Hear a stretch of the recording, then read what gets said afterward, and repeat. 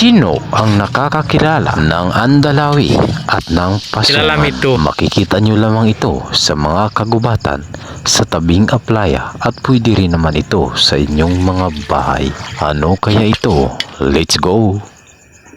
Nandito kami ngayon katribo sa kabundukan para po maghanap ng mga mauulam from bundok siyempre. At isa nga dito ay tinatawag nating pasungan. Yan po. Para kagkakilala mga katribo, ito ay aniya katawan niya at kan. Yan ang sungka niya ito. Ano nga ito?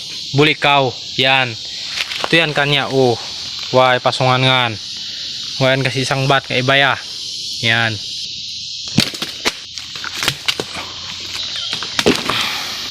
Yan po yung hawak niya. Yan tawag po dyan pasungan. At ito naman po sa loob. Ang tawag po dyan ay Andalawi. Ito mga katribo Andalawi. Yan. Para kataga magkaarot mga katribo. Ito yung Andalawi nga. Yan. Ito yan kanya. Kilala mi ito. Kasi dakal ito mga kadadayan natin. Pagka-uwi nga namin ng bahay ay kinet ko na itong Andalawi at pasungan. At yun nga, hinimas-himas ko muna baka may makita akong sira dito. At yun, naghanap tayo ng panggata. Pinutulo natin ang sabaw at kinudkod na ito kaagad. Pinigaan na natin at inilagay ito sa baon na may bunot. Ito kasi ang original na salaan ng mga katribo. Matapos kong pigain ay nakuha ko na nga itong santan niya. At kailangan nga nating tanggalin ang laman ng tuway dahil ito ang ating ihahalo dito. Ito ay pangpalinamnam at mas lalo itong sasarap.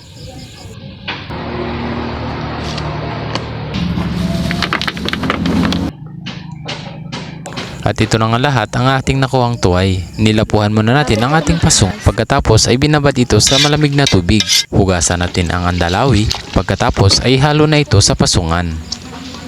Haluan natin ang kunting pampalasa ang sibuyas. At syempre ang tuway. Ang gata.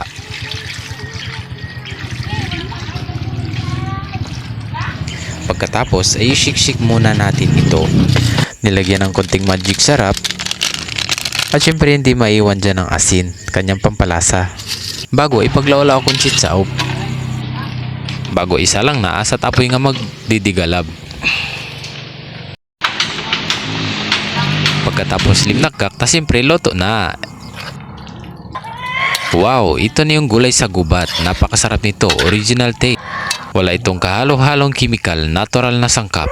Ang Andalawi at pasungan ay magiging ulam mo sa iyong tanghalian. At para mapatunayan, siyempre kailangan itong tikman ng aking minamahal na asawa. Hindi lang yan, para sa mga hindi nakakaalam, ito nga talaga ay kinakain. Tingnan nyo naman. Takam na takam pa ako dyan. Sarap.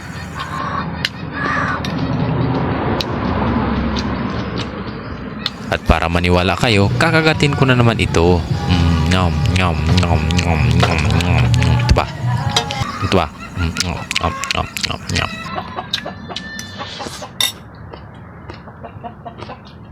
Kaya katribo, ano pang hinihintay nyo? Pumunta na kayo sa inyong bukirin at manguha na nga ng Andalawi at ng bulikaw ng pasungan para naman makatikim tayo ng ibang mga pagkaing bukid at sa kagubatan. Sa mga hindi pa po nakapag-follow, mag-follow na po kayo sa Tagbanwa Tribe Vlog, mag-like, mag-comments at mag-shares para po sa ating more videos pa na kakaharapin. Maraming salamat sa inyo pong pagsubaybay sa atin pong mga videos. Mag-iingat kayo sa inyong tahanan at palagi kayong manalangin. God bless us from Tagbanwa Tribe Vlogs, Katribo.